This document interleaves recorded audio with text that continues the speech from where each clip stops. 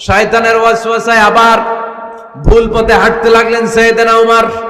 নাঙ্গা তরবার নিয়ে বিশ্বনবীর মাথা কাটার জন্য বের হয়ে গেলেন। বনু জাহারা গোত্রের একটা লোক বলে, ওমর তুমি কোথায় যাও? ওমরে ফারুক বলেন, মুহাম্মাদের কল্লা কাটার জন্য যাচ্ছি। পড়েন নাউজুবিল্লাহ। ওমরে ফারুককে দারুল আরকামের কাছে আসতে দেখে বিশ্বনবীর চাচা হামজা ইবনে আব্দুল মুত্তালিব এসে বলে, নবী তাড়াতাড়ি দারুল আরকামের ঘর থেকে আপনি পালিয়ে অন্য কোথাও চলে যান। ওই যে ওমর ইবনে খাত্তাব নাঙ্গা তলোয়ার নিয়ে আপনার উপর আক্রমণ করার জন্য ছুটে আসছে গো নবী। বিশ্বনবী বললেন, ও আমার সাহাবারা, ও আমার চাচা হামজা, সবাই আপনারা সরে যান, ওমররে আসতে দেন, ওমররে বাধা দিয়েন না। কারণ কিছুদিন আগে তাহাজ্জুদের নামাজ পড়ে আমি আল্লাহর কাছে একটা বিশেষ দোয়া করেছি। আমার মন বলছে ওই দোয়াটা আল্লাহ কবুল করতে শুরু করেছে। ওমরে ফারুক চলে আসলেন, এসে কোনো কথা নাই, চিৎকার দিয়ে বললেন, আশহাদু আল্লা ইলাহা ইল্লাল্লাহ ওয়া আশহাদু আন্না মুহাম্মাদান আবদুহু ওয়া রাসূলুহু। আমি সাক্ষ্য দিলাম আল্লাহ এক, অদ্বিতীয়, আল্লাহ ছাড়া কোনো ইলাহা নাই, নিশ্চয় আপনি মুহাম্মদ আল্লাহর বান্দা এবং রাসূল। সুবহানাল্লাহ পড়েন। এই কালমা শাহাদাতের ভেতরে আল্লাহর কথা, আমার নবীর কথা ঢুকিয়ে দিয়েছে কে? ঝিনুকের ভেতর লুকিয়ে থাকে যেমন মতি, ঝিনুকের ভেতর লুকিয়ে থাকে যেমন মতি, কালমা শাহাদাতে আছে আল্লাহর জ্যোতি, কালমা শাহাদাতে আছে আল্লাহর জ্যোতি। পড়েন, ঝিনুকের ভেতর লুকিয়ে থাকে যেমন মতি, ঝিনুকের ভেতর লুকিয়ে থাকে যেমন মতি, কালমা শাহাদাতে আছে আল্লাহর জ্যোতি, কালমা শাহাদাতে আছে আল্লাহর জ্যোতি। পড়েন আল্লাহু আকবার। ওই শাহাদাতের জ্যোতি সাইয়েদনা ওমর ফারুকের হৃদয়টারে উজালা করে দিল। দুনিয়ার সব ভয়কে পেছনে ফেলে এক আল্লাহর ভয়কে অন্তরে ধারণ করে আওয়াজ করে পড়লেন, আশহাদু আল্লা ইলাহা ইল্লাল্লাহু ওয়াহদাহু লা শারীকা লাহু ওয়া আশহাদু আন্না মুহাম্মাদান আবদুহু ওয়া রাসূলুহু। পড়েন সুবহানাল্লাহ। তিনটা ধাক্কা। কয়টা? সবাই বলতে হবে কয়টা? প্রথম ধাক্কাটা দোয়া, দ্বিতীয় ধাক্কা হাক্কা, তৃতীয় ধাক্কা সূরা তাহা। তিনটা ধাক্কার মাধ্যমে সাইয়েদনা ওমর ফারুককে মুসলমানদের লিডার বানায় দিল কে? ওমর ফারুক কালিমা পড়ে মুসলমান হয়ে গেছে। নও মুসলিম সাহাবাদের মধ্যে আনন্দের বন্যা বয়ে গেল। বিশ্বনবী খুশি হয়ে গেলেন, আল্লাহ শুকরিয়া করলেন, আল্লাহ তুমি আমার দোয়া ফিরিয়ে দাও নাই।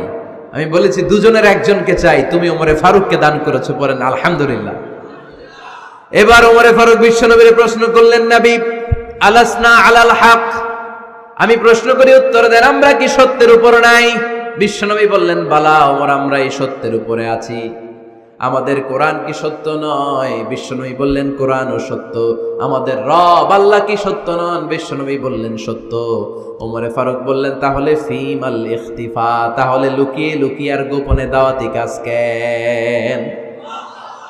আপনি সত্য নবী, কোরআন সত্য কিতাব, আমার রব আল্লাহ সত্য, আর আমি ওমর কালিমা পড়ে মুসলমান হয়ে গিয়েছি, তাহলে ফিমাল ইখতিফা, আর লুকিয়ে লুকিয়ে কোরআনের দাওয়াত দিবেন কেন?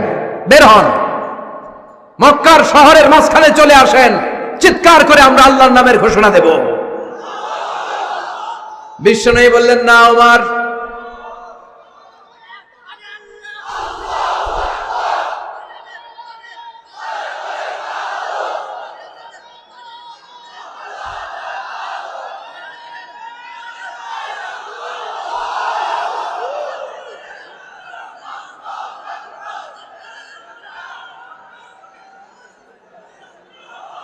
বিশ্বনবী ডেকে বললেন, না ওমর, এটা মাক্কি জীবন, ওমর এটা মাক্কি জীবন, এখানে দাওয়াতি কাজ করব লুকিয়ে লুকিয়ে আস্তে আস্তে।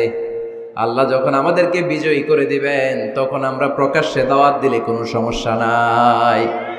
সাইয়েদনা ওমর ফারুক বলেন, না ও নবী, আমার উপর ছেড়ে দেন, আমি দেখবো আপনি আমারে শুধু মক্কার জামিনে একটা মিছিল দেওয়ার অনুমতি দেন। কিসের অনুমতি? আল্লাহর নামের তাকবীর দেওয়ার অনুমতি দেন। বিশ্বনবী বললেন, ঠিক আছে, সাবধানে তাকবীর দিও। ওমরে ফারুক তাকবীর দেওয়ার জন্য লোক খুঁজতে আরম্ভ করলেন। মুসলিম 11 জন সাহাবাকে খুঁজে পেলেন। কয়জন? ওমরে ফারুক বললেন 11 জনই চলবে। 11 জনকে 2 লাইন করলেন। কয় লাইন? পিছনে 6 জন, সামনে 5 জন। পিছনের লাইনের নেতা বানিয়ে দিলেন বিশ্বনবীর চাচা হামজা ইবনে আব্দুল মুত্তালিবকে। প্রথম লাইনের 5 জনের নেতৃত্ব দিতে আরম্ভ করলেন সাইয়েদনা ওমরে ফারুক নিজেই। 2 লাইন তাকবীর দিতে জানলে বেশি মানুষ লাগে না, 10 জন দিয়ে গোটা বিশ্বটারে কাঁপিয়ে দেয়া যায়। 11 জন 6 আর 5 ওমর ফারুক সামনে দাঁড়ালেন। ওমর ফারুক সামনে দাঁড়িয়ে এবার আল্লাহর নামের স্লোগান দিবেন। ওমর ফারুক বলেন, আমরা খুব লম্বা চূড়া স্লোগান দেব না, খুব ছোট্ট, দারুল আরকামের ঘর থেকে কাবা ঘর পর্যন্ত, বাইতুল্লাহ পর্যন্ত এতটুকু জায়গা আমরা তাকবীর দিতে দিতে সামনের দিকে এগোবো, পৃথিবীর কোনো শক্তি আমাদেরকে থামায় দিতে পারবে না। ওমর ফারুক তখন 1 বাক্যের একটা ভাষণ দিলেন। কয় বাক্যের? ওমর ফারুক সামনে দাঁড়িয়ে বললেন, মান আরাদা আন তাসকুলা উম্মু ইয়া জামা ওয়ালাদু তারমিলা যাওজাতুহু ফালিয়াসুদ্দানি। কে আছো? মান আরাদা আন তাসকুলা উম্মু, কে আছো মায়ের বুক খালি করতে চাও? ইয়া জামা ওয়ালাদু, কে আছো বাচ্চাগুলারে, সন্তানগুলারে ইয়াতিম বানাতে চাও? তারমিলা যাওজাতুহু, কার এত বড় বুকের পাটা আছে দেখি, কে আছো স্ত্রীকে বিধবা বানাতে চাও?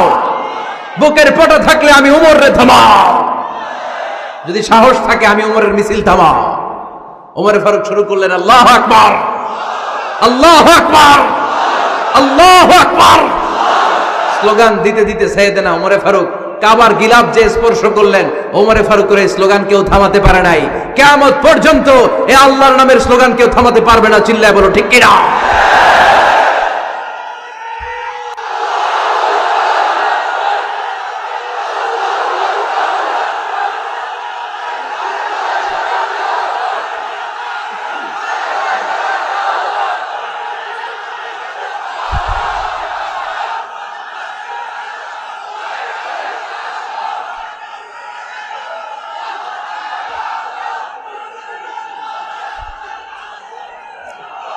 ওমর ফারুকের স্লোগান সেদিন মক্কায় কেউ থামাইতে পারছিল?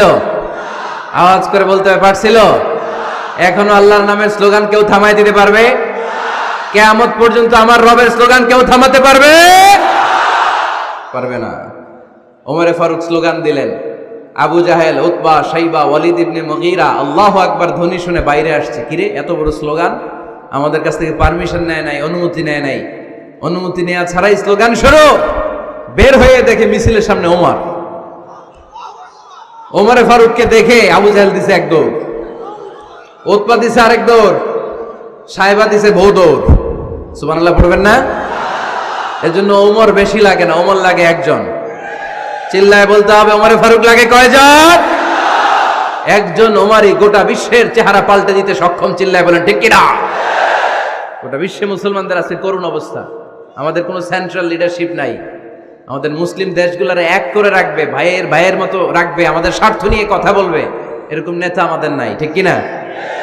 আমরা সেই ওমরে ফারুকের অপেক্ষায়, আমরা সেই ইমাম আল মাহাদির অপেক্ষায়, যার একটা হুঙ্কারে আর আহ্বানে গোটা বিশ্বের সব মুসলমান এক প্ল্যাটফর্মে চলে আসবে। ওইরকম নেতা 1 জন লাগবে। কয়জন? গোটা মুসলিম উম্মাহকে একত্রিত করার জন্য 1 জন ওমরই যথেষ্ট। ঠিক কিনা? আবার বিশ্বনবী বলছেন, লা নাবিয়্যা বা'দি ওয়ালা রাসূলা, আমার পরে কোনো নবী নাই, আমার পরে কোনো রাসূল নাই। তবে লাউ কানা বা'দি নাবিয়্যুন লাকানা উমর, আমি নবীর পরে যদি নবী হওয়ার যোগ্যতা কারো থাকে, আমার ওমরের মধ্যে সেই যোগ্যতা আল্লাহ দিয়েছে। প্রভু তুমি বলেছো রাসূল দেবে না, বলনি দেবে না ওমর, বলনি দেবে না হামজা তারিক, খালিদ বিজয় সমর। প্রভু তুমি বলেছো রাসূল দেবে না, বলনি দেবে না ওমর, বলনি দেবে না হামজা তারিক, খালিদ বিজয় সমর। প্রভু তুমি বলেছো রাসূল দেবে না। আল্লাহু আকবার। একটা ওমর দরকার। কয়জন দরকার? কয়জন দরকার? এই পুরা উম্মাহ, মুসলিম উম্মার মধ্যে ওনার পজিশন নাম্বার 3। ওমর ফারুকের পজিশন নাম্বার এক নম্বর পজিশন বিশ্বনবী সাল্লাল্লাহু আলাইহি ওয়াসাল্লাম। দ্বিতীয় পজিশন আবু বকর। আর 3 নম্বর পজিশন সুবহানাল্লাহ পড়বেন না? আশরাতুল মুবাশশিরিনা বিল জান্নাহ, জান্নাতের সুসংবাদ প্রাপ্ত অনেক সাহাবার কথা হাদিসে পাওয়া যায়, কিন্তু এক হাদিসে আল্লাহ রাসূল সাল্লাল্লাহু আলাইহি ওয়াসাল্লাম 10 জন সাহাবীর কথা বলেছেন। ওই 10 জনের ভেতরে সাইয়েদনা ওমরে ফারুক আছে না নাই? আবার ওমরে ফারুক ছিলেন বিশ্বনবীর শ্বশুর। সাইয়েদনা ওমরে ফারুকের কন্যা হাফসা রাদিয়াল্লাহু তাআলা আনহাকে বিশ্বনবী বিয়ে করে ওমরে ফারুকের জামাই হয়েছেন, আর ওমরে ফারুককে বিশ্বনবী শ্বশুর বানিয়েছেন। সুবহানাল্লাহ পড়েন। আগে জানতেন এটা? ওমরে ফারুক রাদিয়াল্লাহু তাআলা আনহু যে বিশ্বনবীর শ্বশুর ছিল, এটা আজকে প্রথম জানলেন। কে কে দেখি? দেখছেন? অনেকেই জানে না। মাশাআল্লাহ, হাত নামান, আমরা জেনে নিব, জানতে কোনো সমস্যা নাই। বাঁচতে হলে জানতে হবে। বাঁচতে হলে কি করতে হবে? জানতে হবে। 4 জন খলিফার 2 জন হচ্ছে বিশ্বনবীর মেয়ের জামাই, বাকি 2 জন হচ্ছে বিশ্বনবীর শ্বশুর। সাইয়েদনা উসমান রাদিয়াল্লাহু তাআলা আনহুর কাছে বিশ্বনবী সাল্লাল্লাহু আলাইহি ওয়াসাল্লাম 2 কন্যাকে বিয়ে দিয়েছেন। বিশ্বনবী সাল্লাল্লাহু আলাইহি ওয়াসাল্লামের মোট কন্যা 4 জন। কয়জন? বড় মেয়ের নাম যায়েনব রাদিয়াল্লাহু তাআলা আনহা, ওনার স্বামীর নাম ছিল আবুল আস ইবনে রাবি'। তার পরের মেয়ের নাম হচ্ছে উম্মে কুলসুম, ওনাকে বিয়ে দিয়েছিলেন বিশ্বনবী সাইয়েদনা ওসমান রাদিয়াল্লাহু তাআলা আনহুর সাথে। উম্মে কুলসুম রাদিয়াল্লাহু তাআলা আনহার ইন্তেকালের পরে আরেক মেয়ে রুকাইয়াকে বিশ্বনবী সাইয়েদনা ওসমানের কাছে আবার বিয়ে দিয়ে দিলেন। সুবহানাল্লাহ পড়েন। আর সবচেয়ে ছোট্ট কন্যা ফাতেমা রাদিয়াল্লাহু তাআলা আনহাকে বিয়ে দিয়ে দিলেন নিজের চাচাতো ভাই সাইয়েদনা আলী রাদিয়াল্লাহু তাআলা আনহুর সাথে। তার মানে সাইয়েদনা ওসমান আর সাইয়েদনা আলী ছিল বিশ্বনবীর মেয়ের জামাই, ঠিক কিনা? আর সাইয়েদনা আবু বকর রাদিয়াল্লাহু তাআলা আনহুর কন্যা আয়েশা রাদিয়াল্লাহু তাআলা আনহাকে বিশ্বনবী বিয়ে করে আবু বকর রাদিয়াল্লাহু তাআলা আনহুকে বানালেন শ্বশুর। আর ওমরে ফারুকের কন্যা হাফসা রাদিয়াল্লাহু তাআলা আনহাকে বিয়ে করে ওমরে ফারুককেও বানালেন শ্বশুর। তাহলে 4 খলিফার 2 জন জামাই। 2 জন? আওয়াজ করে বলতে হবে, 4 খলিফার 2 জন, বাকি 2 জন। ওমরে ফারুক রাদিয়াল্লাহু তাআলা আনহুকে আল্লাহ তাআলা জ্ঞানও দিয়েছেন, আবার প্রজ্ঞাও দিয়েছেন। জ্ঞান আর আল্লাহর ভয়, তাকওয়া। আমার প্রিয় ভাইরা, রামগঞ্জের ভাইরা, তাই না? রামগঞ্জের ভাইরা, কোন ব্যক্তিকে যদি আল্লাহ তাআলা জ্ঞান দেয়, আবার যদি তাকওয়ার গুণ দেয়, জ্ঞানও আছে আবার আল্লাহর ভয়ও আছে, এই লোকের কেউ থামায় রাখতে পারবে না। এরা কেউ থামায় রাখতে পারে না, সে গোটা বিশ্ব জয় করবে। সাইয়েদনা ওমরে ফারুককে আল্লাহ তাআলা জ্ঞানও দিয়েছেন, আবার তাকওয়াও দিয়েছেন। সুবহানাল্লাহ পড়েন। বিশ্বনবী সাল্লাল্লাহু আলাইহি ওয়াসাল্লাম স্বপ্ন দেখলেন, বিশ্বনবী দুধ খাচ্ছেন, আঙ্গুলের ভেতর দিয়ে ফাঁক দিয়ে দুধ বের হয়, বিশ্বনবী দুধ খাচ্ছেন। খেতে খেতে একটু দুধ আঙ্গুলে লেগে আছে, এই আঙ্গুলটা কারো মুখে না দিয়ে বিশ্বনবী সাল্লাল্লাহু আলাইহি ওয়াসাল্লাম ওমরে ফারুকের মুখের ভিতরে ঢুকায় দিলেন। অতিরিক্ত দুধটা ওমরে ফারুক খেলেন। সাহাবারা বললেন, মাযা আওয়ালতা বিহি ইয়া রাসূলুল্লাহ, হে আল্লাহর রাসূল, এই স্বপ্ন দিয়ে কি বুঝালেন? বুঝলাম না। বিশ্বনবী সাল্লাল্লাহু আলাইহি ওয়াসাল্লাম বললেন, আওয়ালতু বিহি আল ইলম, এটা দিয়ে আমি জ্ঞান বুঝিয়েছি, কারণ অতিরিক্ত দুধের অংশটা আমি কাউরে না দিয়ে ওমরকে দিয়েছি, তার মানে ওমরের জ্ঞানের কোনো তুলনা হয় না। এজন্য স্বপ্নে যদি কেউ দেখেন আপনি দুধ পান করছেন, এটা প্রমাণ করে আল্লাহ তাআলা আপনাকে দ্বীনের জ্ঞান দান করবে। আবার বিশ্বনবী সাল্লাল্লাহু আলাইহি ওয়াসাল্লাম আবার আর এক রাতে স্বপ্ন দেখলেন, সাহাবারা লাইন ধরে বিশ্বনবীর সামনে দাঁড়ানো, কোন সাহাবার জামা নাভি পর্যন্ত, কোন সাহাবার জামা হাঁটু পর্যন্ত, কোন সাহাবার জামা টাকনু পর্যন্ত, কোন সাহাবার জামা আরো ছোট, কিন্তু ওমরে ফারুকের জামা বিশ্বনবী দেখলেন এত বড়, টেনে হিচড়ে হিচড়ে বিশ্বনবীর সাথে চলছে। সুবহানাল্লাহ পড়বেন না? সাহাবারা বললেন, মাযা ওয়ালতা বিহি ইয়া রাসূলুল্লাহ, হে আল্লাহর রাসূল, এটা দিয়ে আপনি কি বুঝাতে চাইলেন? বিশ্বনবী বললেন, আউয়ালতু বিহি আত তাকওয়া, এটা দ্বারা আমি দ্বীন, দ্বীনদারি বোঝালাম, তাকওয়া বোঝালাম। সুবহানাল্লাহ পড়েন। বিশ্বনবী দেখলেন কোন সাহাবার জামা এতটুকু, কোন সাহাবার জামা এত লম্বা, কোন সাহাবার জামা পা পর্যন্ত লম্বা। আর সাইয়েদনা ওমরে ফারুককে দেখলেন ওনার জামা এত লম্বা, ওমরে ফারুক টেনে হিচড়ে জামা নিয়ে চলতেছে। বিশ্বনবী বুঝাতে চাইলেন, ওমরের যেহেতু জামা লম্বা, ওমরের ভেতরে আল্লাহর ভয়, দ্বীনদারিও খুব বেশি। চিল্লায় বলেন ঠিক কি না? জ্ঞানও দিয়েছেন, আবার দ্বীনদারিও দিয়েছেন। এই দুইটা জিনিস যদি থাকে, এই পৃথিবীতে তাকে সফল রাষ্ট্রনায়ক বানায় দেয় কে? আবার এই পৃথিবীর বুকে যত নারীরা জান্নাতে যাবে, সব নারীদের সর্দারিনী হবে সাইয়্যিদাতুনা ফাতিমা রাদিয়াল্লাহু তাআলা আনহা। এই দুনিয়াতে যত যুবকরা জান্নাতে যাবে তাদের সর্দার হবে সাইয়েদনা হাসান আর হুসাইন রাদিয়াল্লাহু তাআলা আনহুমা। আর এই দুনিয়ার বুকে যত বয়স্ক মানুষেরা জান্নাতে ঢুকবে তাদের নেতৃত্ব দিবেন সাইয়েদনা আবু বকর আর সাইয়েদনা ওমর। বয়স্ক যারা আছেন আপনাদের নেতৃত্ব দিবে কে? হ্যাঁ, একজন কয় আল্লাহ। না, আল্লাহ তো তোমারে জান্নাত দিবে, যে তোমারে জান্নাতে নিয়ে যাবে কে? সাইয়েদনা আবু বকর, সাইয়েদনা ওমর। আর ইয়াং যারা তোমরা এসেছো, তোমরা যখন জান্নাতে ঢুকবে তোমাদের লিডারশিপ নিবে কে? হাসান আর হুসাইন রাদিয়াল্লাহু তাআলা আনহুমা। আর নারীরা যারা জান্নাতে প্রবেশ করবে এই নারীদের নেতৃত্ব দিবে বিশ্বনবীর কলিজার টুকরা নয়নের বুটুলি সাইয়্যিদাতুনা ফাতিমা রাদিয়াল্লাহু তাআলা আনহা। সুবহানাল্লাহ পড়বেন না? Omar Farooq, the super hero of Muslim উম্মাহ। আমরা কাদেরকে সুপার হিরো বানায় রাখছি আমরা জানি না। এই নায়ক নায়িকা, গায়ক গায়িকা, মডেলরা চোখ ধাঁধানো গ্ল্যামার নিয়ে যারা চলে এরা আমাদের মডেল নয়। আমাদের মডেল সাইয়েদনা ওমর ফারুক। ঠিক কিনা? ঠিক কিনা? ওমর ফারুক মসজিদে নববীর খতিব, খুতবা দিচ্ছেন। আপনারা কথা শুনতেছেন? কষ্ট হচ্ছে? কষ্ট হচ্ছে কার কার দেখি? তোমার? এরে বাইদা রাখেন রশি দিয়ে এই জায়গায়। বেশি লাফালাফি করতেছো, আর লাফাবা না, ঠান্ডা মাথায় শোনো। ওকে, মাশাআল্লাহ, ভালো ছিল। থাক, বাধার দরকার নাই, এমনি বসে থাকবে। মনোযোগ আছে না গেছে? আছে? আচ্ছা, আরো কয়েক মিনিট শুনবেন না? আচ্ছা। ওমর ফারুক রাদিয়াল্লাহু তাআলা আনহু জুমার খুতবা দিচ্ছেন। ওঠা বসা করলে আমি আলোচনা বন্ধ করে দেব।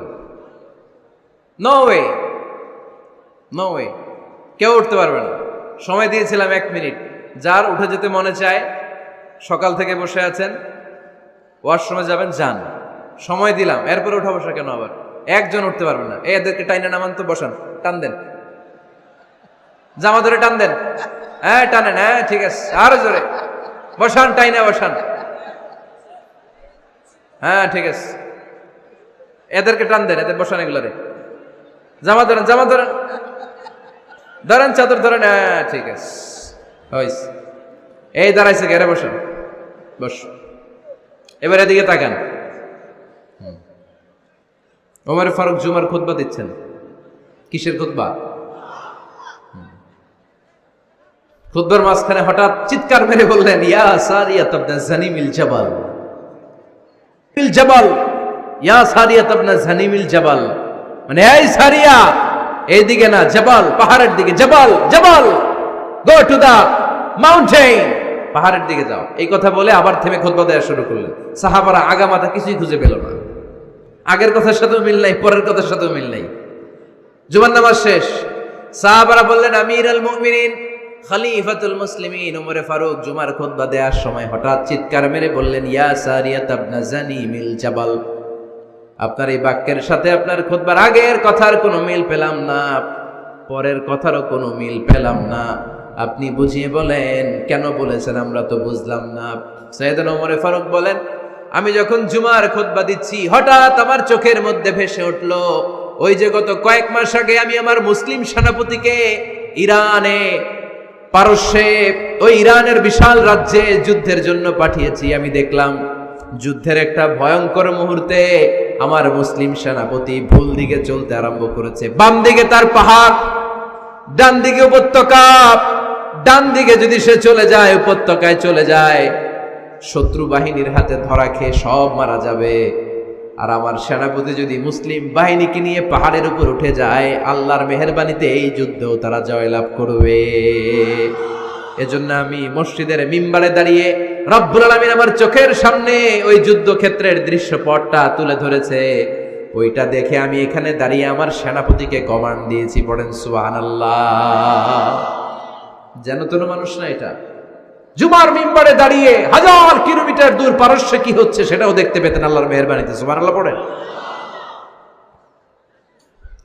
সাহাবারা বিশ্বাস করে নিলেন, কিন্তু মুনাফিক টাইপের যেগুলো এগুলো বলে এটা আবার কেমন কথা? উনি আছেন মদিনার মিম্বারের মধ্যে দাঁড়িয়ে, হাজার হাজার কিলোমিটার দূরে কি হচ্ছে উনি দেখবেন কেমনে। এরা বিশ্বাস করলো না, সাহাবারা সবাই বিশ্বাস করলো, মুনাফিক গুলো বিশ্বাস করলো না। তারা মনে মনে ভাবলো এই মুসলিম সেনাপতি বিজয়ের বেশে যেদিন মদিনায় আসবে, আমরা মদিনার উপকণ্ঠে দাঁড়িয়ে থাকবো, ওদেরকে জিজ্ঞেস করবো এমন এমন দিন ওমরে ফারুকের কণ্ঠের কোনো আওয়াজ শুনতে পেরেছিলে কিনা।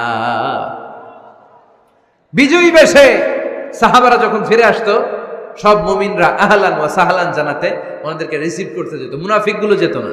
কিন্তু ওই দিন মুনাফিকরা সবার আগে যায় হাজির। মুসলিম সেনাপতি যখন ঢুকলো, জিজ্ঞেস করলো মুসলিম সেনাপতি, এত দিন আগের কথা, জুমার দিন দুপুরবেলা যুদ্ধক্ষেত্রে হঠাৎ করে আমিরুল মুমিনিনের কোনো কথা তুমি তোমার কান দিয়ে শুনতে পেরেছিলে কিনা বলো। সেনাপতি বলল, তোমরা কেমন করে বুঝলা, কেমন করে তোমরা জানলা? তোমরা ঠিকই জেনেছো, ঠিকই ধরেছো, ঠিকই বলেছো। যুদ্ধের কঠিন মুহূর্তে ভুল করে আমি উপত্যকার দিকে মুসলিম বাহিনীকে নিয়ে ছুটতে আরম্ভ করেছিলাম। হঠাৎ করে আমিরুল মুমিনিনের একটা কণ্ঠ আমার কানের ভেতরে ভেসে আসলো। আমি শুনতে পেলাম, ইয়া সারিয়া তাবনা জানিমিল জাবাল, ডান দিকে উপত্যকার দিকে যেও না, তাড়াতাড়ি বাম দিকে পাহাড়ের উপর চড়ে যাও। শুনেছি আমি, আমার নিজ কানে শুনেছি। তোমরা কি করে জানলে? আমি নিজে শুনেছি। সেদিন আমিরুল মুমিনিনের এই ইনস্ট্রাকশন, এই গাইডলাইন যদি আমরা ফলো করতে না পারতাম, শত্রু বাহিনীর হাতে আমরা কচুকাটা হতাম। আমাদের চেহারা, আমাদের আত্মীয় স্বজনরা তোমরা কেউ দেখতে পেতে না। পড়েন সুবহানাল্লাহ। This is our super hero. আমাদের সুপার হিরোর নাম কি? চিল্লায় বলতে হবে, ওমরে ফারুক রাদিয়াল্লাহু তাআলা আনহু। এভাবে গাইডলাইন দিয়েছেন উম্মাহকে, এভাবে ইনস্ট্রাকশন দিয়েছেন। ওমরে ফারুকের ব্যাপারে বিশ্বনবী বলেছেন, আশাদ্দুহুম ফি আমরিল্লাহি উমর, আল্লাহর জমিনে আল্লাহর দ্বীন বাস্তবায়নের ক্ষেত্রে আমার ওমরে ফারুকের চাইতে কঠিন কেউ ছিল না। এজন্য ওমরে ফারুককে মুনাফিকরা জমের মতো ভয় পেত। কারা ভয় পেত? এমনকি শয়তানও ভয় পেত। সুবহানাল্লাহ পড়েন। বিশ্বনবী বলতেন, মা লাকিয়াকা শাইতানু সালিকান ফাজ্জান ইল্লা সালাকা ফাজ্জান গায়রা ফাজ্জিন। ওমর, তোমার যদি ইবলিস শয়তান এই রাস্তা দিয়ে হেঁটে আসতে দেখে, ইবলিস শয়তান এই রাস্তা রেখে দিয়ে অন্য রাস্তা দিয়ে হাঁটে। ওমর, তুমি যদি এই রাস্তা দিয়ে হাঁটো, শয়তান জীবনে ওই রাস্তা দিয়ে হাঁটবে না, এই রাস্তা ধুয়ে আরেক রাস্তা দিয়ে হাঁটে। সুবহানাল্লাহ কইতে পারলেন না?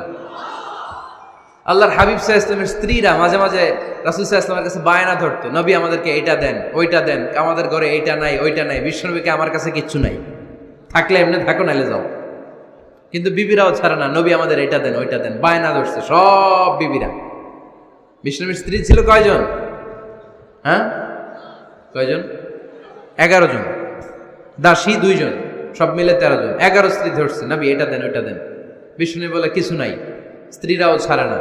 ইন দ্য মিন টাইম বিশ্বনবী হঠাৎ একটা সালাম শুনতে পেলেন। কে যেন দরজার মধ্যে এসে দাঁড়িয়ে নক দিচ্ছে আর বলছে, আসসালামু আলাইকুম ওয়া রাহমাতুল্লাহ। বিশ্বনবী সালামের উত্তর দিলেন, ওয়া আলাইকুম আসসালাম ওয়া রাহমাতুল্লাহ। আর বিশ্বনবী বুঝতে পেলেন এটা সাইয়েদনা ওমরে ফারুকের কণ্ঠ। কার কণ্ঠ? সালামের উত্তর দিয়ে বিবিদের দিকে তাকায় দেখে একটা বিবিও নাই, সব অন্দরমহলে দৌড়। সুবহানাল্লাহ কইবেন না? এটারে ভয়ের কারণে দৌড় এটা বলে না, শ্রদ্ধার কারণে, তার হাইবাতের কারণে। হাইবাত, পার্সোনালিটি, এটাকে বলে হাইবাত ওমর। ওমরে ফারুকের হাইবাত, পার্সোনালিটি এত স্ট্রং ছিল, ওনাকে দেখলেই মানুষ ভয় পেত। ইসলামের জন্য ভয়। সুবহানাল্লাহ পড়তে হবে। বিশ্বনবীর কলিজার টুকরা স্ত্রী আম্মা জান আয়েশা রাদিয়াল্লাহু তাআলা আনহা, উনি নিজে ওমরে ফারুককে ভয় পেতেন, নিজেও ভয় পেতেন। মাঝে মাঝে বিশ্বনবীর সাথে ঝগড়া হয়ে গেলে, মধুর ঝগড়া, ভালোবাসার ঝগড়া যদি হয়ে যেত, বিশ্বনবী বলতেন, আয়েশা চলো মিটমাট করে ফেলি, ঝগড়া করার কয়দিন থাকো, চলো মিটমাট করি। তো মিটমাট করার জন্য রাজি আছো? আম্মা জান আয়েশা বলতেন, হ্যাঁ রাজি আছি। তো কারে আনা যায়? ওমরে ডেকে আনি মিটমাট করার জন্য। আয়েশা রাদিয়াল্লাহু তাআলা আনহা বলে, ওরে বাপ রে বাপ, ওমর, না না, ওমর গালিজ, ওমরে ফারুকের ভয় লাগে আমার। সুবহানাল্লাহ কইবেন না? বিশ্বনবী যখন বলতেন, আয়েশা তাহলে তোমার আব্বুকে ডেকে আনি, আম্মা জান আয়েশা বলতেন, ঠিক আছে, আব্বুরে ডেকে নিয়ে আসেন।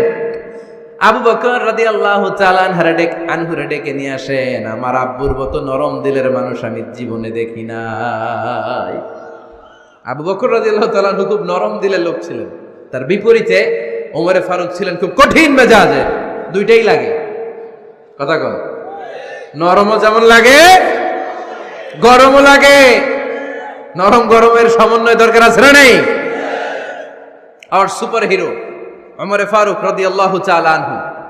আমরা যাদের আমাদের ছোট্ট বাচ্চা আছে, ঘরে 2 বছর 3 বছরের শিশু আছেন আমাদের, রাতের বেলা দেখবেন খেতে চায় না, খালি মায়ের জ্বালায়। তো মা তখন বলে এই খাও নাইলে ভূত আসবে, ওই যে বিড়াল আসবে, বাঘ আসবে, ভাল্লুক আসবে, এগুলো বলে না? এগুলো বলে ভুলিয়ে বালিয়ে বাচ্চাকে ভয় দেখে খাওয়াতে চায়। লক্ষ্মীপুরে আপনারা কিসের ভয় দেখান? হ্যাঁ, ভূতের? কিসের কিসের? বাঘের?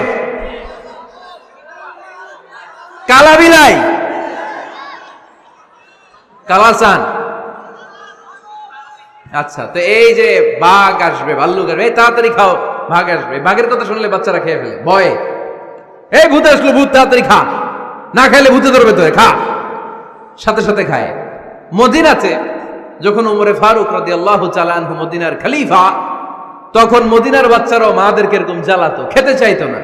মায়েরা খাবার নিয়ে বাচ্চাদের পেছনে ঘুরতো। তখন মদিনার মায়েরা বাচ্চাদেরকে বলতো তাড়াতাড়ি খাও, হা হুয়া ইয়াতি ওমর, হুয়া ওমর, তাড়াতাড়ি খাও, ওই যে ওমর আসতেছে, ওমর, ওমর আসতেছে শুনলেই বাচ্চারা তাড়াতাড়ি খেয়ে ফেলতো, বাঘের মতো ভয় পেত, চিল্লায় পড়েন আল্লাহু আকবার। মুসলিম ইতিহাসে প্রথম চিফ জাস্টিস আবু বকর রাদিয়াল্লাহু তাআলা আনহু যখন খলিফা, চিফ জাস্টিস বানাই দিয়েছেন ওমরে ফারুককে। সর্বপ্রথম কোরআন সংকলনের পরামর্শ দিয়েছেন সাইয়েদনা ওমরে ফারুক। এই যে কোরআন 114 সূরা 30 পারা, আগে কি এরকম ছিল? কথা কন না কেন? আগে গাছের পাতায় লেখা ছিল, পশুর চামড়ায় লেখা ছিল, ওটের হাড্ডির মধ্যে লেখা ছিল কোরআন। এভাবে যখন হাফেজে কোরআন সাহাবারা শহীদ হতে আরম্ভ করলো, এক যুদ্ধে টানা 70 জন হাফেজে কোরআন সাহাবা নিহত হলেন, শহীদ হলেন। ওমরে ফারুক তখন আবু বকর রাদিয়াল্লাহু তাআলা আনহুর কাছে যেয়ে বললেন, আবু বকর, আপনি কোরআন জমা করেন, সব কোরআনের কপিগুলো একসাথে করে এরকম একটা কোরআন করেন। আবু বকর বললেন, না, আমার নবী যেটা করেন আমি এটা করতে পারি না। কিন্তু ওমরে ফারুকও ছাড়েন, আর এটা করেন, করলে ভালো হবে, গোটা মুসলিম উম্মাহ উপকৃত হবে। বারবার বারবার বারবার সাইয়েদনা আবু বকর রাদিয়াল্লাহু তাআলা আনহুকে এত জোরাজোরি করতেছিলেন, অবশেষে আবু বকর রাদিয়াল্লাহু তাআলা আনহু বললেন, ওমরে ফারুকের জোরাজোরিতে এই কাজের জন্য আল্লাহ তাআলা আমার হৃদয়টারে খুলে দিলেন, আল্লাহ আমার হৃদয়ের ভিতরে ইলহাম করে দিলেন। আর আল্লাহ বুঝাতে চাইলেন, আবু বকর, ওমরের কথাই শোনো, ওমর যেটা বলে তেমনটাই করো। কারণ ওমরে ফারুককে বলা হয় মুহাদ্দাস। কি বলে? সবাই বলেন, কি বলে? মুহাদ্দিস না মিয়া? মুহাদ্দিস মানে যে হাদিস বিশারদ, আর মুহাদ্দাস মানে যার মুখ থেকে আল্লাহর কথাগুলো বেরোয়। আল্লাহ কি বলতে চায়, আল্লাহ তাআলা ওই কথাগুলো, ওই ভাবনাগুলো ওই লোকের মুখ দিয়ে বের করে দেয়। জোরে পড়েন সুবহানাল্লাহ। বিশ্বনবী বললেন, লিকুল্লি উম্মাতিন মুহাদ্দাস, সব উম্মতের মধ্যে আল্লাহ তাআলা একজন করে মুহাদ্দাস পাঠায়। আমার উম্মতের মধ্যে মুহাদ্দাস লোকটার নাম হলো ওমর। বিভিন্ন সময়ে ওমরে ফারুক যেমনটা ভাবতেন, ঠিক তেমন তেমন কোরআনের আয়াত পাঠিয়েছে কে? মদিনার সবচেয়ে বড় মুনাফিকের নাম হচ্ছে আব্দুল্লাহ ইবনে উবাই ইবনে সালুল। নাম শুনছেন? মুনাফিক চিনেন তো আপনারা? ভিতরে এক, বাইরে আরেক, তার নাম সর্দার হচ্ছে আব্দুল্লাহ ইবনে উবাই ইবনে সালুল। ইন্তেকালের পরে তার ছেলে আব্দুল্লাহ এসে বলে, ইয়া রাসূলুল্লাহ, একটা চমৎকার ঘটনা, মনোযোগ দিয়ে শুনুন। ইয়া রাসূলুল্লাহ, আমার আব্বা আব্দুল্লাহ ইবনে উবাই ইবনে সালুল মুনাফিকদের লিডার, আপনিও জানেন আমিও জানি, কিন্তু আমার তো বাবা, আমার কি, আমার তো মায়া লাগে। ইয়া রাসূলুল্লাহ, আমার আব্বা ইন্তেকাল করেছে, আপনার গায়ের একটা জামা খুলে দেন। কি খুলে দেন? এই জামাটা দিয়ে আমার বাবারে দাফন দিব, আর আপনি যে আমার বাবার জানাজার নামাজের ইমামতি করবেন, আসেন। ওমরে ফারুক বললেন, না, আপনি যাবেন না। বিশ্বনবী দয়ার নবী, মায়ার নবী, রহমতের নবী, মায়া লেগে গেছে, আব্দুল্লাহর চোখের পানি দেখে যেতে আরম্ভ করলেন। ওমরে ফারুক বললেন, খবরদার, নবী যাবেন না। বিশ্বনবী যাওয়ার জন্য রওনা হলেন। ওমরে ফারুক বিশ্বনবীর জুব্বা টেনে ধরলেন। সুবহানাল্লাহ কোন? আমাদের দেশে হইলে কি বলতাম আমরা? বেয়াদবি করছে না? না, সম্পর্কটা এমন ছিল। ওমরে ফারুক জুব্বা টেনে ধরেছেন। তখন আল্লাহ আয়াত নাযিল করলেন, ইস্তাগফির লাহুম আও লা তাস্তাগফির লাহুম ওয়া ইন তাস্তাগফির লাহুম 70 মাররাতান ফালাই ইয়াগফিরাল্লাহু লাহুম। বিশ্বনবী ওমর ফারুককে সরিয়ে দিয়ে জুব্বাটা হ্যাচকা টান মেরে জানাজার নামাজের ইমামতি করে আসলেন। আসার সাথে সাথে ওমরে ফারুকের পক্ষে আল্লাহ আয়াত নাজিল করলেন, নবী ইস্তাগফির লাহুম আও লা তাস্তাগফির লাহুম, আপনি মুনাফিক সর্দারের জন্য ক্ষমা চান কিংবা না চান, জুব্বা দেন কিংবা কাঁদেন, যাই করেন না কেন, 70 বার যদি এই মুনাফিক সর্দারের জন্য আপনি ক্ষমা চান, আমি আল্লাহ আপনার এই দোয়া কবুল করব না। খবরদার, এটাই ফার্স্ট, এটাই লাস্ট, আর কোন মুনাফিকের জানাজা দিতে আপনি যাবেন না। ওমর ফারুকের পক্ষে করোনার আয়াত নাজিল করেছে কে? ওইরকম ওমর আমাদের কয়টা লাগবে? চিল্লায় বলতে হবে কয়টা? কারণ সাইয়েদনা ওমরে ফারুক আমাদের অনুপ্রেরণা, সাইয়েদনা আবু বকর আমাদের অনুপ্রেরণা, হামজা আমাদের অনুপ্রেরণা, সাইয়েদনা বেলাল ইবনে রাবাহ আমাদের অনুপ্রেরণা। নায়ক নায়িকা, গায়ক গায়িকা আমাদের অনুপ্রেরণা নয়। এজন্য আমরা সাহাবীদের জীবনী পড়ি। রাজি আছেন? কারণ সাহাবারা হচ্ছে আমাদের ইন্সপাইরেশন, দে আর আওয়ার ইন্সপাইরেশন, দে আর আওয়ার মোটিভেশন। তারাই আমাদের মডেল। শাহরুখ খান আমাদের মডেল নয়, সালমান খান আমাদের মডেল নয়, ঋত্বিক রোশন আমাদের মডেল নয়, নায়ক নায়িকা, গায়ক গায়িকা, কোন সেলিব্রিটি আমাদের মডেল নয়। আমাদের মডেল হচ্ছে বিশ্বনবী। চিল্লায় বলেন ঠিক কিনা? আমাদের মডেল হচ্ছে বিশ্বনবী সাল্লাল্লাহু আলাইহি ওয়াসাল্লামের সাহাবারা। আল্লাহর হাবিব সাল্লাল্লাহু আলাইহি ওয়াসাল্লাম বলেছেন, তোমরা যদি উহুদ পাহাড় সমপরিমাণ স্বর্ণ যদি আল্লাহর রাস্তায় দান করে দাও, আমার সাহাবারা যে 1 মুঠ দান করেছিল, 1 মুঠ দানের সমান হবে না। এজন্য খবরদার, লা তাসুব্বু আসহাবি, আমার সাহাবাদেরকে গালি দিও না, কারণ আমার সাহাবাদের যুগ হচ্ছে শ্রেষ্ঠ যুগ। খায়রুল কুরুনি কারনি সুম্মা আল্লাযীনা ইয়ালুনাহুম সুম্মা আল্লাযীনা ইয়ালুনাহুম। হাইয়াকাল্লাহ, বারাকাল্লাহু ফিক হামজা ভাই, বারাকাল্লাহু ফিক। খায়রুল কুরুনি কারনি আলাইকা আলাইহিস সালাম। সবচেয়ে শ্রেষ্ঠ যুগ সাহাবাদের যুগ, তাবেঈদের যুগ, আমার নবীর যুগ। আমার নবীর যুগ সবচাইতে শ্রেষ্ঠ যুগ, সাহাবাদের যুগ সবচাইতে শ্রেষ্ঠ যুগ, তাবেঈদের যুগ সবচাইতে শ্রেষ্ঠ যুগ। নাকি এখন যে বিজ্ঞানের উৎকর্ষতার যুগ, আমাদের রকেট আছে, রকেট লঞ্চার আছে, ব্যালিস্টিক ক্ষেপণাস্ত্র আছে, আমরা বঙ্গবন্ধু স্যাটেলাইট আকাশে পাঠিয়েছি, গোটা বিশ্বকে আমরা চোখ ধাঁধানো অনেক কিছু দিয়েছি, তাই বলে কি আমাদের যুগ শ্রেষ্ঠ যুগ? কথা বলেন। খায়রুল কুরুনি কারনি, আল্লাহর হাবিব সাল্লাল্লাহু আলাইহি ওয়াসাল্লাম বললেন আমার যুগ শ্রেষ্ঠ যুগ। সুম্মা আল্লাযীনা ইয়ালুনাহুম, এরপর আমার সাহাবীদের যুগ শ্রেষ্ঠ যুগ। সুম্মা আল্লাযীনা ইয়ালুনাহুম, এরপর আমার তাবেঈদের যুগ শ্রেষ্ঠ যুগ। ঠিক কি না? তাহলে শ্রেষ্ঠত্বের মানদণ্ডে ওনারা উত্তীর্ণ। রাদিয়াল্লাহু আনহুম ওয়া রাদু আন, আল্লাহ তাদের উপর সন্তুষ্ট, সাহাবাদের উপর। আবার সাহাবারাও আল্লাহর উপর সন্তুষ্ট, পড়েন সুবহানাল্লাহ। এর চেয়ে বড় ঘোষণা, এর চেয়ে বড় তাকাররুবাত কোন মানুষের পক্ষে আর হতে পারে? আল্লাহ কোন ওলির জন্য বলে নাই যে আল্লাহ তাদের উপর সন্তুষ্ট। শাহিদদের জন্য আল্লাহ সরাসরি এই স্টেটমেন্ট দেন নাই যে শাহিদদের উপর আমি সন্তুষ্ট।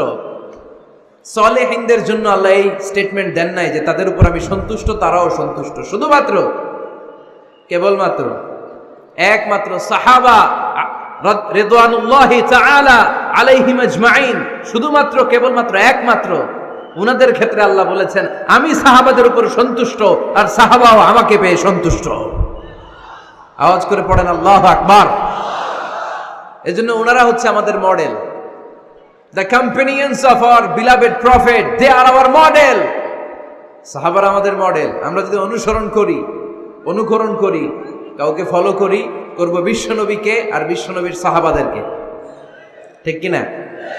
একমত না দ্বিমত? জোরে বলতে হবে। এজন্য রাব্বুল আলামিন বলেন, মুহাম্মাদুর রাসূলুল্লাহি ওয়াল্লাযীনা মাআহু আশিদ্দাউ আলাল কুফফারি রুহামাউ বাইনাহুম। মুহাম্মদ সাল্লাল্লাহু আলাইহি ওয়াসাল্লাম হলেন আল্লাহর রাসূল। আরে আল্লাহর রাসূলের সাথে যারা থাকে মানে সাহাবারা, আশিদ্দাউ আলাল কুফফার, তারা কাফেরদের ব্যাপারে বজ্র কঠোর, রুহামাউ বাইনাহুম, নিজেরা নিজেরা পুষ্পকোমল। পড়েন সুবহানাল্লাহ। সাহাবারা কাফেরদের ব্যাপারে কি? বজ্র কঠোর। আওয়াজ করে বলতে হবে, কাফেরদের ব্যাপারে কি? বজ্র কঠোর। আর নিজেরা নিজেরা পুষ্পকোমল। আমরা হয়ে গেছি উল্টা, আমরা নিজেরা নিজেরা বজ্র কঠোর, তাই না? একজন আরেকজনের ছায়া দেখতে পারি না, একজন আরেকজনের নাম শুনতে পারি না। আমরা যে ভাই, আমরা যে ভাই ভাই, আমরা যে মুসলিম, এটা আমরা ভুলে গেছি, ঠিক কিনা? আমাদের কোরআন কয়টা? একটু আওয়াজ করে বলতে হবে, কোরআন কয়টা? আমাদের রব কয়জন? নবী কয়জন? কাবা কয়টা? বাইতুল্লাহ কয়টা? মসজিদে নববী কয়টা? বদরের মাঠ কয়টা? উহুদের মাঠ কয়টা? কিন্তু আমাদের মধ্যে ঠেলাঠেলি আছে না নাই? আমাদের প্রভু এক, এক নবীর উম্মত, জীবন বিধানে ওই শিবানী কোরআন। তবে কেন এক নও হে মুসলমান, এক হও করিয়া আহ্বান, ঠিক কিনা? বাইতুল্লাহ এক, মদিনা শরীফ এক, উহুদ পাহাড় এক, বদরের মাঠে একটা তো জীবন আর মরণ যে একটাই, একের সাথে মিলে মিশে একটাই প্রাণ। তবে কেন এক নও হে মুসলমান, এক হও করিয়া আহ্বান, ঠিক কিনা? এখন সময় এসেছে এক হওয়ার, এক প্ল্যাটফর্মে চলে আসার। আলাদা থাকার সময় নাই, কারণ যখন আমরা একা তখন আমরা ব্যক্তি।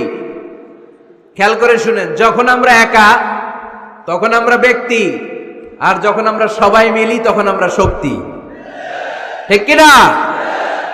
কিন্তু আমরা একে অপরকে দেখতে পারি না। আমরা মুসলিম, আমরা ভাই ভাই, এটা আমরা ভুলে গেছি।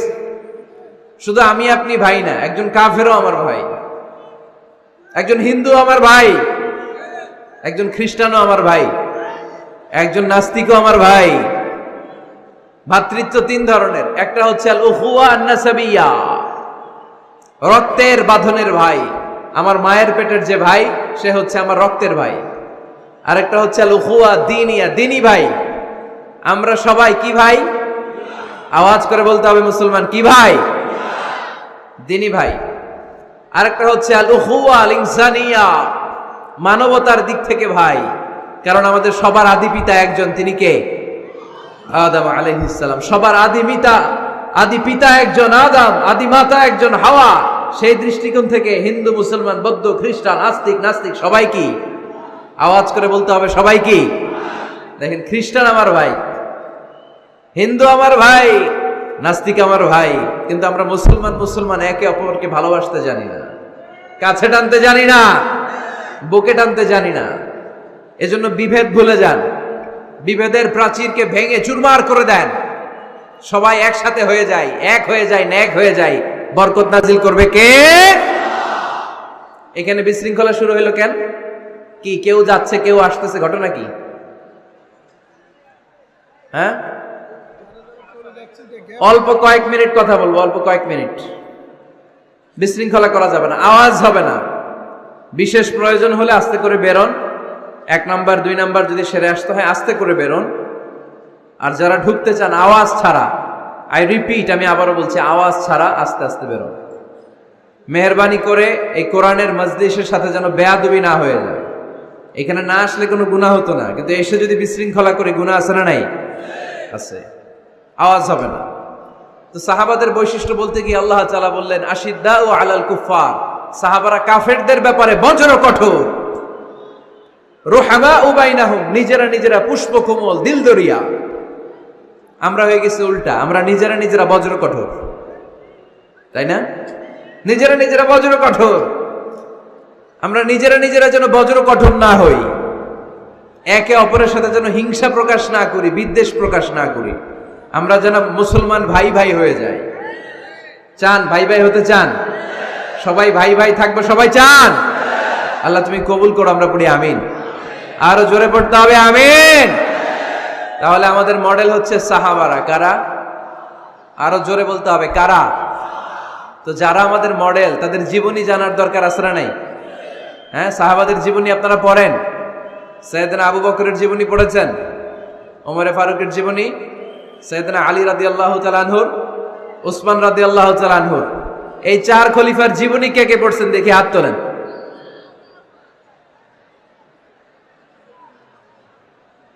মাশাআল্লাহ, হাত নামান। বাকিরা কার জীবনী পড়ছেন? হ্যাঁ, আজকের এই মাহফিলটা আমার আলোচনার সার্থকতা ঘটবে তখন যখন সবাই মিলে আমরা এই সিদ্ধান্ত নিতে পারবো যে আমাদের মডেল বিশ্বনবী, আমরা বিশ্বনবীর জীবনী পড়ব। আমাদের মডেল সাহাবারা, আমরা সাহাবাদের জীবনী পড়ব এবং তাদের জীবনী থেকে যে চেতনা, যে প্রেরণা, যে অনুপ্রেরণা আমরা পাই সেটা আমাদের জীবনে কাজে লাগাবো। জোরে বলেন ঠিক কিনা? যারা সাহাবাদের জীবনী পড়ে তারা কি কখনো মিথ্যা বলতে পারে? ঘুষ খেতে পারে? সুদ খেতে পারে? খাদ্যে ভেজাল দিতে পারে? মাছে ফরমালিন দিতে পারে? ওজনে কম দিতে পারে? ক্যাসিনোর ব্যবসা করতে পারে? পেঁয়াজের দাম বাড়াতে পারে? কোন মেয়েকে ধর্ষণ করতে পারে? এগুলো হবে দেশপ্রেমিক, এগুলো হবে আল্লাহওয়ালা। এজন্য প্রিয় ভাইয়ের, আসুন আমরা সাহাবাদের জীবনী পড়ি এবং ওনাদের জীবনী থেকে আমরা অনুপ্রেরণা নিয়ে অনুপ্রাণিত হই। আজকে আমরা সাইয়েদনা ওমরে ফারুকের জীবনী থেকে কিছু শিক্ষা আমাদের নিজেদের জন্য নিয়ে আমরা বাড়িতে ফিরব ইনশাআল্লাহ। অল্প কয়েকজন বলছে, আর জোরে বলতে হবে ইনশাআল্লাহ। মাশাআল্লাহ। এখনো ঢোকা আর বের হওয়া বন্ধ হয় নাই না? বিশৃঙ্খলা হলে আমি কথা বলতে পারি না। আপনাদেরকে 1 মিনিট সময় দিলাম, 1 মিনিট। বের হইতে চাইলে যান, আস্তে করে যান। বসতে চাইলে বসেন, 1 মিনিট, আওয়াজ হবে না। খুব বিশৃঙ্খল।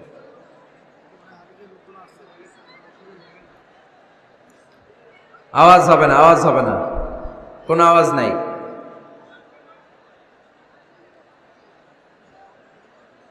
বেশি কষ্ট হচ্ছে? হ্যাঁ, একজন তাকবীর দেন, আওয়াজ করে তাকবীর পড়েন।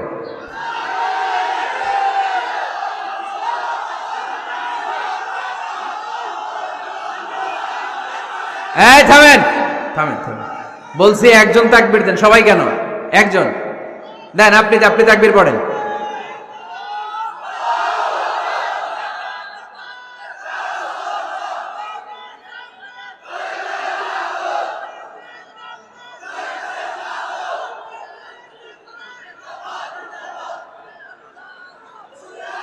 মাশাআল্লাহ, মাশাআল্লাহ। এবার চুপ, একেবারে চুপ।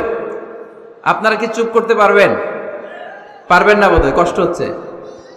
তাহলে একেবারে চুপ। এই দিকটাতে আমি কাউকে ওঠা বসা করতে দেখতে চাই না। একেবারে চুপ, ইশারা ইঙ্গিতে। এইদিকেও বিশৃঙ্খলা হচ্ছে, এই দিকটাতে, এই মাঝখানটাতে।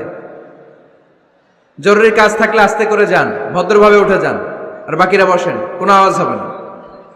সাইয়েদনা ওমরে ফারুক রাদিয়াল্লাহু তাআলা আনহুর জীবনী আমরা শুনবো। কার জীবনী? আওয়াজ করে বলতে হবে, কার জীবনী? আমি যত সময় কথা বলবো প্রশ্ন করলে উত্তর দিতে হবে বাঘের বাচ্চার মতো। আমরা ওমরে ফারুকের জীবনী শুনবো। কার জীবনী? ওমরে ফারুকের জীবনী। আল্লাহ তাআলা 3টা ইমানি ধাক্কা ওনার হৃদয়ে দিয়ে ওনাকে ইসলামের জন্য কবুল করে নিয়েছেন। কয়টা ধাক্কা? সবাই বলতে হবে, আরো জোরে বলেন, কয়টা? 3টা। 1 নম্বর ধাক্কা হচ্ছে বিশ্বনবীর দোয়ার ধাক্কা। দোয়ার একটা ধাক্কা আছে না নাই? এটা বড় ধাক্কা।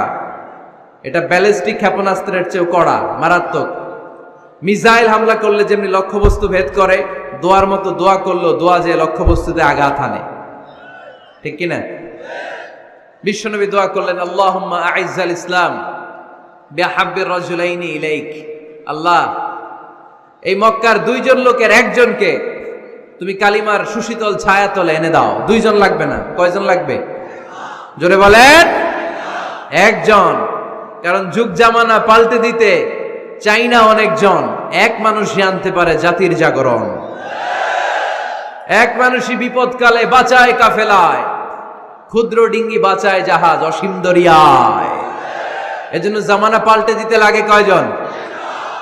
এজন্য বিশ্বনবী আল্লাহর কাছে দোয়া করলেন, আল্লাহ মক্কার দুজনের একজন, দুজন চাই না, দুজনের যে কোনো একজনকে কালিমার সুশীতল ছায়া তুলে এনে দাও।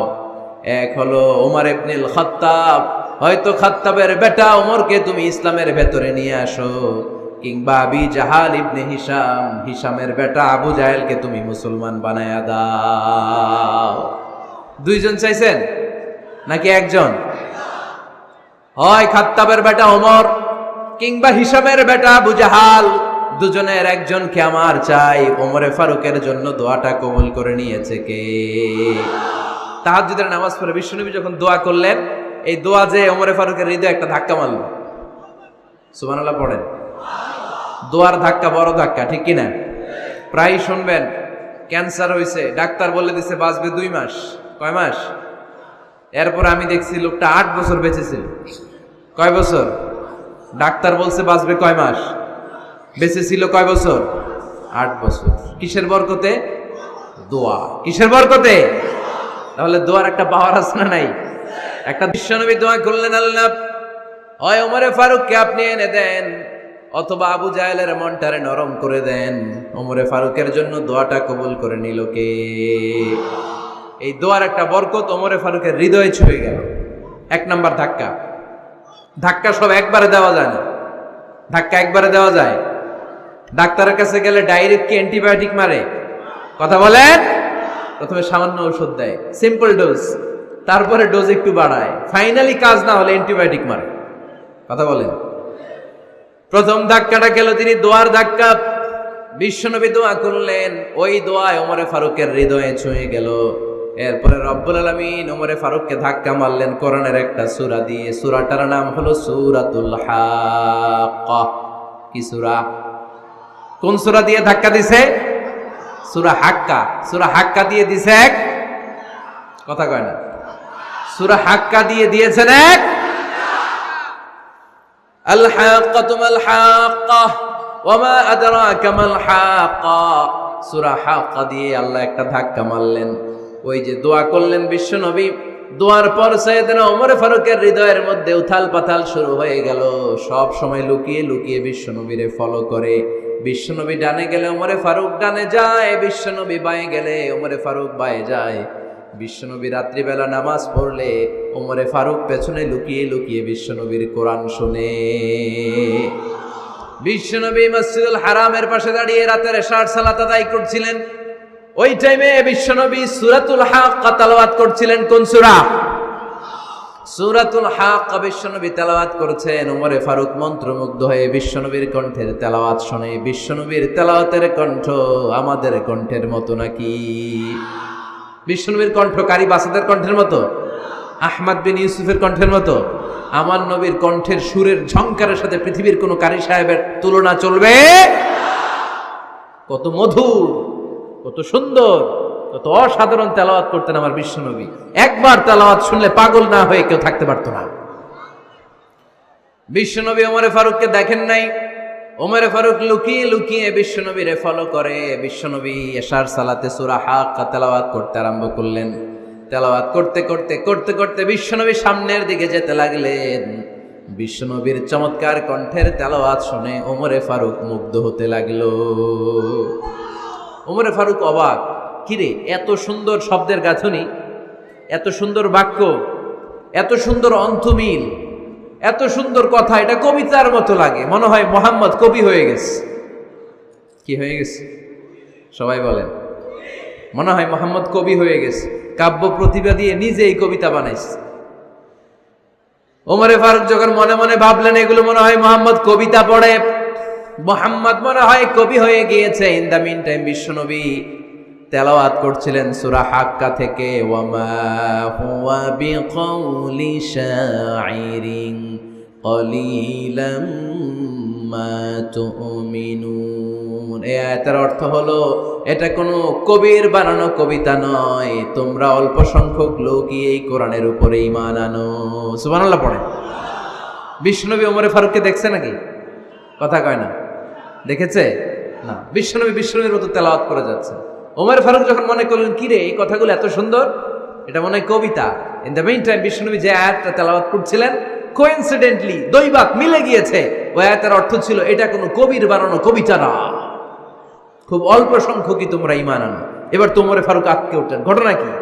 আমি মনে মনে ভাবলাম মোহাম্মদ কবি, আর যেটা পড়তেছে এটা কবিতা, কিন্তু মোহাম্মদ আমার দেখেও নাই, কিন্তু বলতেছে এটা কবির বানানো কবিতা না।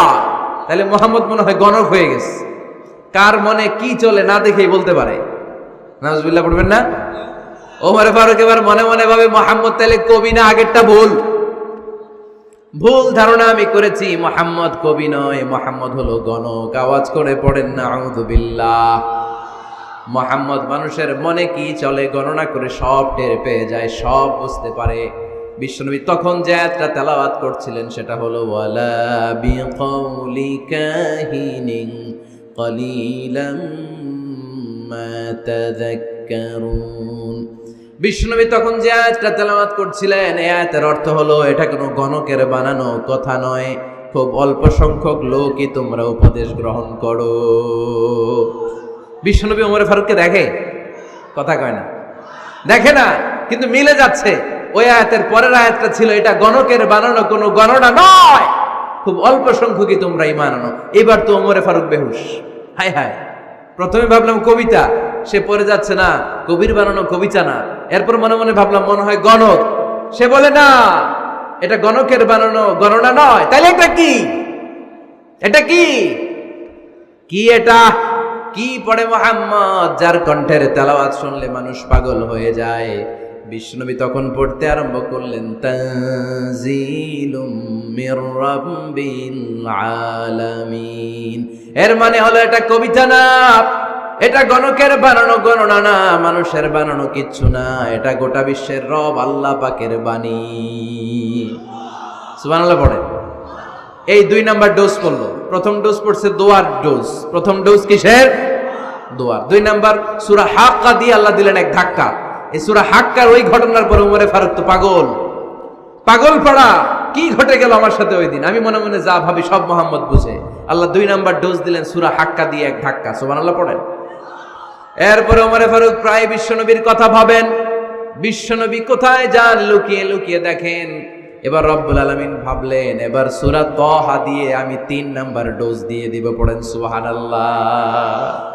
এবার 3 নাম্বার ডোজ পাবেন, কিন্তু শয়তান ওয়াসওয়াসা দিচ্ছে, ওমরে ফারুক যাও, মক্কায় ঘোষণা হয়েছে মুহাম্মদের কল্লা এনে দিতে পারলে এত এত স্বর্ণ মুদ্রা।